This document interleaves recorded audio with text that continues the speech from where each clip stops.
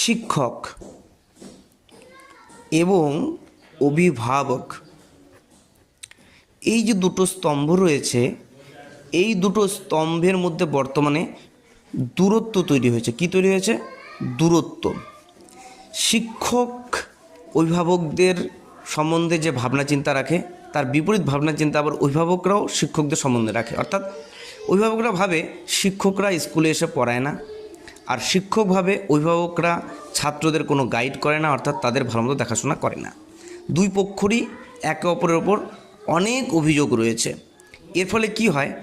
একটা ভালো শিক্ষা কিন্তু কারা পায় না? ভালো শিক্ষা পাচ্ছে না হচ্ছে ছাত্ররা।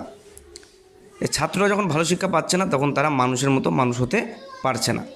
তাহলে এই যে দুই পক্ষের লড়াই, দূরত্ব, এই দূরত্বর ফল ভোগ করছে একটা ছাত্র, এবং সে মানুষ হতে পারছে না। শিক্ষক এবং অভিভাবক দুজনেরই দায়িত্ব, ছাত্র অভিভাবকদের দায়িত্ব তার যে ছেলে বা মেয়ে রয়েছে তাদেরকে বাড়িতে ভালো মতো পড়াশোনা করানো, দেখাশোনা করা, সে পড়ছে কি না ঠিকঠাক সেটা দেখা করা। আর শিক্ষকদেরও প্রয়োজন কি? স্কুলে ভালো মতো করে পড়ানো এবং অভিভাবকদেরকে সবসময় কমিউনিকেট করা, অভিভাবকদের সাথে যোগাযোগ রক্ষা করা। কিন্তু এই দুটো কাজই একে অপরে কিন্তু করছে না। এর ফলে কিন্তু সবথেকে ফল ভুগছে হচ্ছে ছাত্ররা। তো সবথেকে প্রয়োজন কি?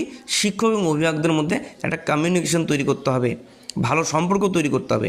শিক্ষকরা সবসময় অভিভাবকদের সাথে ভালো মতো সম্পর্কে লিপ্ত থাকবে এবং তাদের সাথে সবসময় একটা সম্পর্ক, কানেকশন তৈরি করে রাখবে। কিন্তু অভিভাবকরা কি করবে? অভিভাবকদের প্রথম কাজ হচ্ছে শিক্ষকদের উপর ভরসা করা, শিক্ষকদের সম্মান করা। শিক্ষকদের যথাযোগ্য সম্মান যদি অভিভাবকরা না করে, তাহলে সেই শিক্ষক কখনোই ছাত্রদের ভালো শিক্ষা প্রদান করতে পারবে না এবং করবে না। আর তখন ছাত্ররা মানুষ হওয়া থেকে বঞ্চিত থাকবে। তাই অভিভাবকদের আগে শিক্ষকদের সম্বন্ধে খারাপ চিন্তাভাবনা দূরে সরিয়ে শিক্ষকদের উপর ভরসা রাখতে হবে এবং তাদেরকে সম্মান করতে হবে। তাহলেই একটা শিক্ষক ভালো শিক্ষা দিতে পারবে এবং ছাত্ররা মানুষের মতো মানুষ হবে। শিক্ষক এবং অভিভাবকদের মধ্যে দূরত্বটা দূর করা খুব জরুরি।